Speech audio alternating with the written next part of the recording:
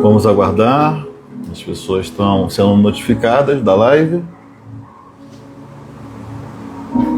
E já vamos ler aqui. Vai dar só mais um pouquinho.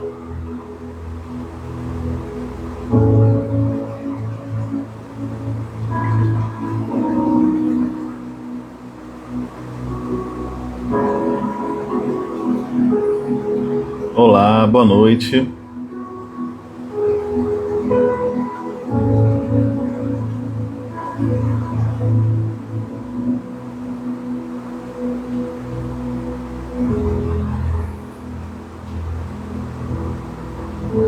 Tudo bom? Vamos começar. Números 36. Os chefes de família do clã de Gileade, filho de Maquir, neto de Manassés, que pertenciam aos clãs dos descendentes de José, foram falar com Moisés e com os líderes, os chefes das famílias israelitas. Eles disseram: quando o Senhor ordenou ao meu senhor que por sorteio desse a terra como herança aos israelitas, ordenou que vocês dessem a herança do nosso irmão Zelofeade às filhas dele. Agora, suponham que elas se casem com homens de outras tribos israelitas. Nesse caso, a herança delas será tirada da herança dos nossos antepassados e acrescentada à herança da tribo com a qual se unirem pelo casamento. Quando chegar o ano do jubileu para os israelitas, a herança delas será acrescentada à da tribo com a qual se unirem pelo casamento, e a propriedade delas será tirada da herança da tribo dos nossos antepassados. Então, instruído pelo Senhor, Moisés deu esta ordem aos israelitas: a tribo dos descendentes de José tem razão. É isto que o Senhor ordena quanto às filhas de Zelofeade. Elas poderão casar-se com quem lhes agradar, contanto que se casem dentro do clã da tribo do pai delas. Nenhuma herança em Israel poderá passar de uma tribo para outra, pois todos os israelitas manterão as terras das tribos que herdaram dos seus antepassados. Toda filha que herdar terras em qualquer tribo israelita se casará com alguém do clã da tribo do seu pai, para que cada israelita possua a herança dos seus antepassados. Nenhuma herança poderá passar de uma tribo para outra, pois cada tribo israelita deverá manter as terras que herdou. As filhas de Zelofeade fizeram conforme o Senhor tinha ordenado a Moisés. As filhas de Zelofeade, Maala, Tirza, Ogla, Milca e Noa, casaram-se com seus primos paternos, dentro dos clãs dos descendentes de Manassés, filho de José, e a herança delas permaneceu no clã e na tribo do seu pai. Estes são os mandamentos e as ordenanças que o Senhor deu aos israelitas, por intermédio de Moisés, nas planícies de Moabe, junto ao Jordão, em frente de Jericó. Só até aí. Olá Érica, olá Margot, bom estar com vocês aí. Vamos comentar aqui, estamos no último capítulo do livro de Números, e se por acaso vocês deixaram algum capítulo para trás, aproveitem aí esse momento para depois colocar em dia, que a gente já vai estar começando Deuteronômio, tá? Se Deus quiser, se eu não me engano, amanhã eu acho que eu já consigo começar. Eu confirmo com vocês depois. Mas vamos lá. Estamos aqui nesse último capítulo de Números, e esse capítulo ele vai trazer de volta um caso que nós vimos em Números 27, que é o caso das filhas de Zelofeade. O que acontece? Zelofeade, que era o pai delas, morreu e não deixou filhos homens. E como era costume, apenas os filhos homens herdavam a propriedade dos pais. Isso porque os homens eles eram vistos como aqueles que honrariam e zelariam pela herança dos seus antepassados. Então, as mulheres eram as que eram vistas como protegidas, mas os homens eram vistos como esses guardiões da herança e da honra familiar. Porém, como Zelofeade não deixou filhos homens, as mulheres, na divisão das terras, quando começou a se falar sobre isso, elas falaram: olha, Moisés, a gente tem o direito de herdar a herança do nosso pai, porque ele não deixou filhos homens, mas somos as únicas filhas dele. E Moisés consultou ao Senhor, e Moisés viu que isso era justo, né? O Senhor viu que isso era justo e mandou elas herdarem as terras, né? Serem as herdeiras oficiais de seu pai, embora não fosse costume que as mulheres herdassem coisa alguma. Geralmente a herança da mulher, os bens da mulher, estavam ligados aos bens do seu marido ou do seu pai.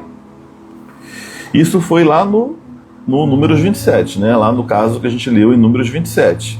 O que a gente já viu aqui que foi um grande avanço, né? Porque, tendo em vista uma sociedade extremamente patriarcal, uma sociedade até machista, onde, não com essa compreensão de machismo que temos atualmente, mas mas no sentido de uma sociedade que girava em torno do homem, né? O homem era o detentor de direitos, o homem era o guardião da família, o guardião da honra familiar, dos bens, de tudo.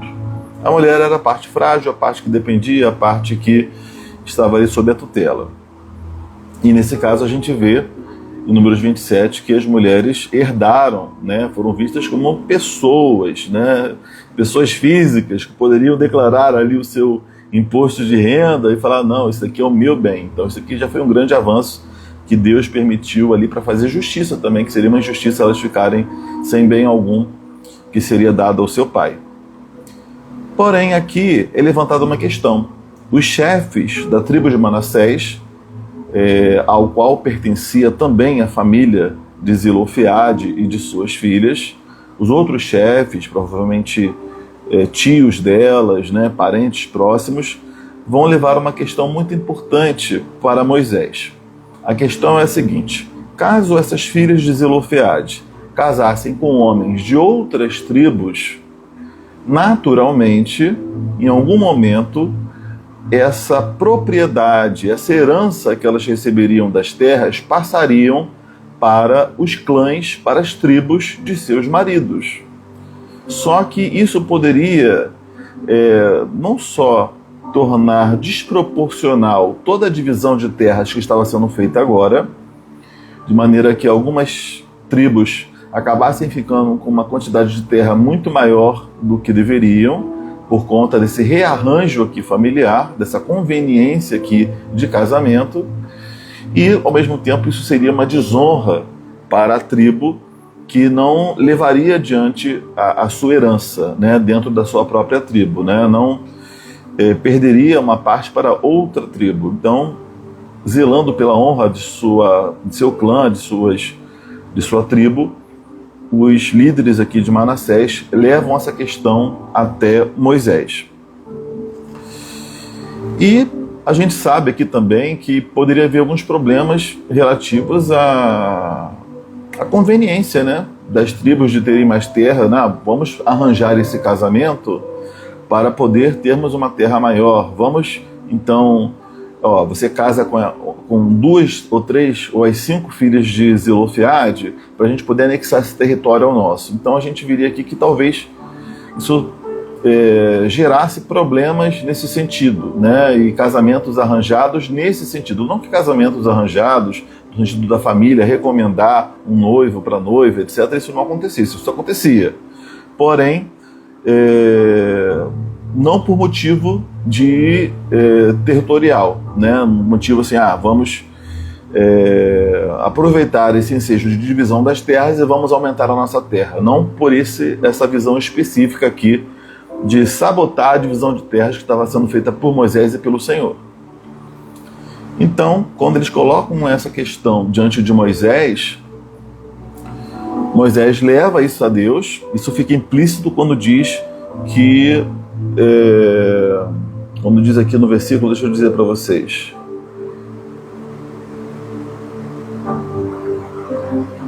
Então, instruído pelo Senhor, versículo 5. Então, instruído pelo Senhor, Moisés deu esta ordem aos israelitas. Ou seja, ele foi instruído por Deus. Isso deixa implícito que ele consultou a Deus acerca dessa questão, como Moisés sempre fazia. Ele sempre consultava o Senhor para decidir as questões do povo.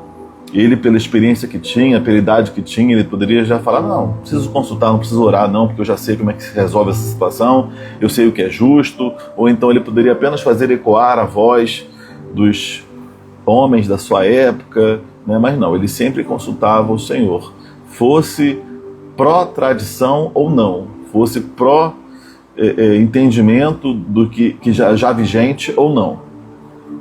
E Deus se coloca favorável a esse pleito dos chefes da tribo de Manassés. E então é estabelecido o seguinte, que essas filhas de Zelofiade, elas poderiam casar com quem lhes agradar. E eu destaco aqui isso porque é muito interessante, que numa época em que a mulher não tinha voz, né, elas não só herdarem a herança, como elas poderiam casar com quem lhes agradar. É muito interessante, né? Coisa do século passado, no início do século passado, não tinha isso. Eram casamentos totalmente arranjados. Mas aqui a gente vê Deus falando assim, ó, elas podem casar com quem lhes agradar. Interessante, algo para a gente guardar. E outra coisa que é colocado, desde que seja dentro da própria tribo. Então aqui, quando Deus estabelece esse limite, que elas poderiam casar com quem quisessem, mas desde que dentro da própria tribo, está resolvendo aqui o problema. Porque aí, sendo dentro da própria tribo, a herança que elas recebessem de terra permaneceriam na tribo. Não haveria transferência de propriedade, de terras entre as tribos, causando ali uma desigualdade do propósito original de Deus e afetando talvez a honra das tribos, ou gerasse uma inimizade entre as tribos, uma divisão ali entre o povo. Deus não queria isso, não era momento de divisão, era momento de união para conquistarem a terra que estava diante deles. Então, Deus fala, olha, vocês podem casar com quem vocês quiserem, mas desde que dentro da própria tribo. Então, a gente vê no texto que elas casam com seus primos paternos. Tá? Não tinha nenhum tipo de constrangimento nesse sentido, até hoje, até de certa maneira comum, né, primos casarem entre si. Mas naquela época, então, era muito comum mesmo esse tipo de casamento. Deixa eu ver aqui o que eu anotei para passar para vocês. Então é isso. Então a herança, elas casaram com homens da própria tribo, a herança que elas recebessem, as terras que elas recebessem, pela cota devida à sua família na sua tribo, permaneceriam na própria tribo. Isso é bem interessante. E por fim, no último versículo desse capítulo, que é o versículo 13, diz algo muito interessante. Diz o seguinte: estes são os mandamentos e as ordenanças que o Senhor deu aos israelitas, por intermédio de Moisés, nas planícies de Moabe, junto ao Jordão, em frente de Jericó. Se por um lado, quando essa descrição aqui de lugar está falando do mesmo lugar, nas planícies de Moabe, junto ao Jordão, em frente a Jericó, a gente vê também uma mesma região sendo retratada, porém, de alguma maneira representando aqui um passado, um presente e um futuro. Porque as planícies de Moabe é onde eles estavam, mas eles já estavam prestes a sair dali, né, e atravessarem o Jordão. Então as planícies de Moabe meio que remetem a um passado, a um até aqui, né? O Jordão é como se representasse o presente, o agora, o que está diante deles para eles atravessarem. E em frente de Jericó fala do futuro, eles teriam que conquistar Jericó. Então a gente vê que o livro de Números ele termina com essa visão para o passado, o presente e com um olhar para o futuro. E a gente pode extrair aqui algumas coisinhas que eu quero comentar agora com vocês. Primeira lição que a gente pode extrair desse texto todo, tá? Desse capítulo de Números, é que Deus nos responde, instrui no que precisamos para aquele momento. Vou repetir, Deus nos responde, instrui no que precisamos para aquele determinado momento. Mas Ele não nos diz tudo o que precisamos saber, embora Ele já saiba todas as questões que virão. Por que eu coloquei essa lição aqui? Porque lá no capítulo 27, quando Deus é consultado e é decidido que elas herdariam o que o que pertenceria, o que seria dado ao seu pai, Deus já poderia ter citado, olha, mas nesse caso de vocês se casarem com homens, só podem ser homens da minha própria tribo, para evitar o problema. Deus não falou. Deus apenas julgou a questão que foi levantada naquele momento, que era se elas herdariam ou não.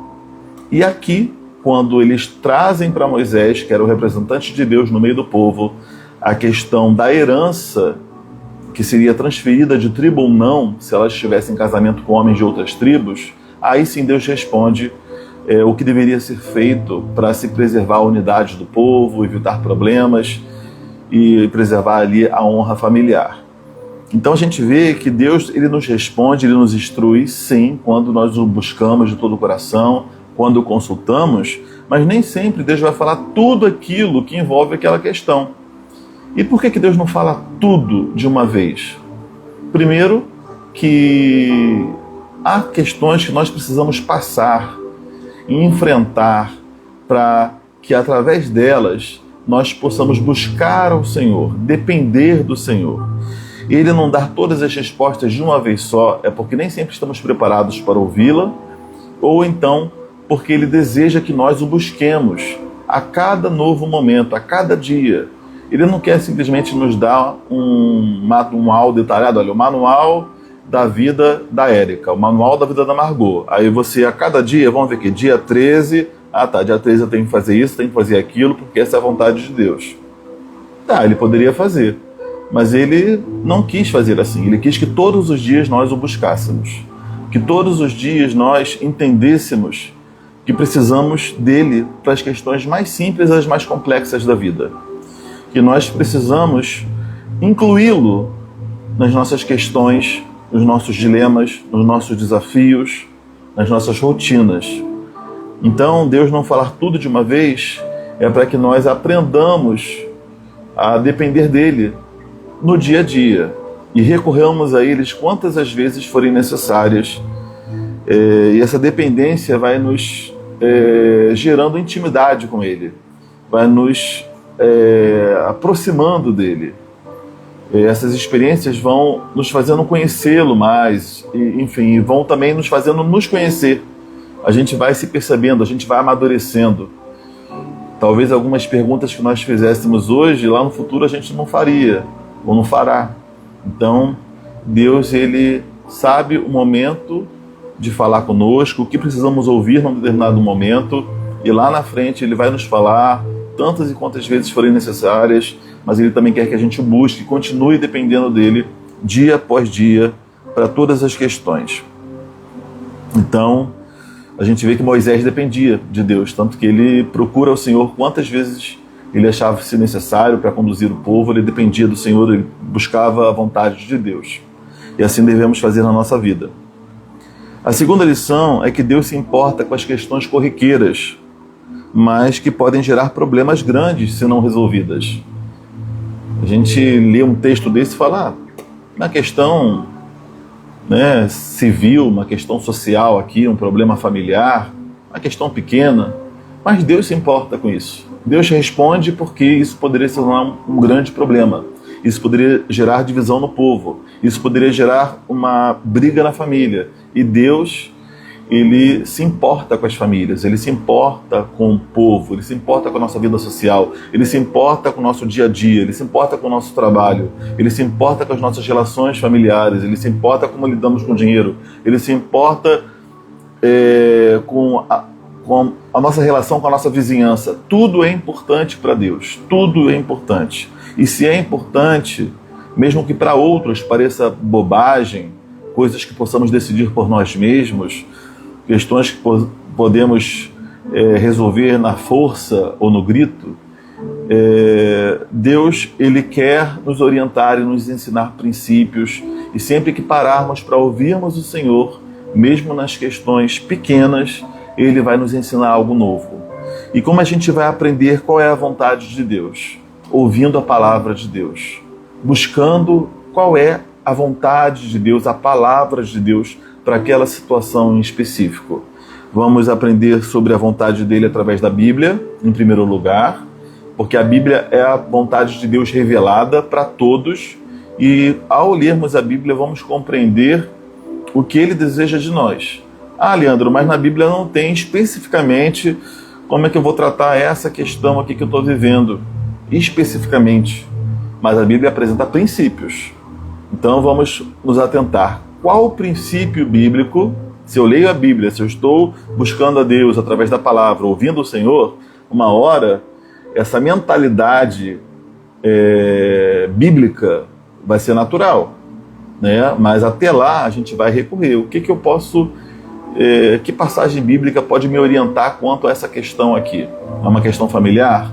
Deixa eu ver o que a Bíblia me fala sobre relações familiares. Deixa eu ver o que os 10 mandamentos falam de princípio para mim aqui. Deixa eu ver o que Jesus falava sobre relacionamentos aqui, né? O que ele falava sobre trabalho. O que o apóstolo Paulo falava sobre lidar com o trabalho. Então, assim, a gente vai extrair os princípios. Princípios são eternos. Exemplos, formas, formatos, isso pode ser temporário. Com o povo de Israel era de um jeito, no Novo Testamento é de outro jeito, com a família tal é de um jeito. Agora, quais são os princípios? É a verdade? É buscar o bem do outro? É perdoar? Qual é o princípio? É oferecer a outra face? É caminhar a segunda milha? É buscar a reta justiça, mas ao mesmo tempo não contendermos com um irmão na fé? Então, assim, a gente precisa entender o que a palavra de Deus nos ensina sobre determinada área, sobre determinado aspecto. E além disso, devemos orar, assim como Moisés fez, consultou o Senhor. Falar com Deus, orar, e o Senhor há de nos mostrar, nunca contra a Bíblia, sempre confirmando o que a palavra de Deus já nos diz. Mas se ainda precisarmos de uma orientação específica, vamos orar e vamos esperar de Deus que Ele responde sim. Ele fala sim nos dias de hoje, de diversas formas Ele vai nos orientar. Então, primeira lição, a respeito do caso das filhas de Zelofeade, da herança que seria transmitida ou não entre tribos e a ordenança de Deus para que elas casassem com homens da mesma tribo para preservar ali o direito da tribo. Então a gente vê que Deus nos responde, instrui no que precisamos para aquele momento. Ele não nos diz tudo o que Ele poderia dizer, mas para que a gente seja dependente dEle, a cada dia possamos buscá-lo. Deus se importa com questões corriqueiras do dia a dia, não devemos categorizar, não, essas questões eu coloco diante de Deus, outras questões sou eu, não. Claro que Deus nos dá autonomia, nos dá sabedoria para tomar decisões, mas muitas questões é bom que consultemos o Senhor, procuremos entender o que a Bíblia nos ensina e também o coloquemos diante do Senhor em oração. E então decidamos com aquilo que parecer mais condizente com a vontade de Deus. E com base nesse último versículo que fala de passado, presente e futuro, eu queria deixar para vocês uma mensagem de que somos desafiados por Deus a olhar com sabedoria e gratidão para o passado, com fé e coragem para o presente e com fé e esperança para o futuro. Sabedoria e gratidão para o passado, fé e coragem para o presente e fé e esperança para o futuro. Porque o mesmo Deus que esteve conosco até aqui, que nos instruiu, que falou tanto conosco, que nos guardou, que nos carregou por todo o deserto que você tem enfrentado, Ele vai nos fazer atravessar o Jordão e Ele vai nos fazer conquistar tudo aquilo que Ele nos prometeu, conquistar as terras prometidas que Ele tem para cada um de nós, e nós vamos viver, né, a perfeita vontade de Deus nessa terra ainda e também na eternidade. Então que a gente tenha essa fé, essa confiança nele, de que Ele é o mesmo, ontem, hoje e sempre. Ele estará conosco, assim como esteve no passado. Ele está conosco hoje, Ele estará conosco amanhã também. Tá bom, queridas? É só isso. Hoje é mais rapidinho. E a gente agora vai entrar em Deuteronômio, né? Depois eu confirmo com vocês no story aqui da página. E eu mando também no direct de vocês que têm estado mais aqui nas lives, avisando do horário, tá? Que eu tenho que confirmar que amanhã vai ser um dia um pouco cheio, vai ter reunião de oração na igreja, enfim. Talvez eu dê um curso amanhã também, individual. Não sei se eu vou conseguir fazer live amanhã, mas eu vou confirmar com vocês. Talvez eu faça, mas faça mais tarde, mas a gente se fala, tá bom? Fiquem com Deus, um beijo grande e até a próxima.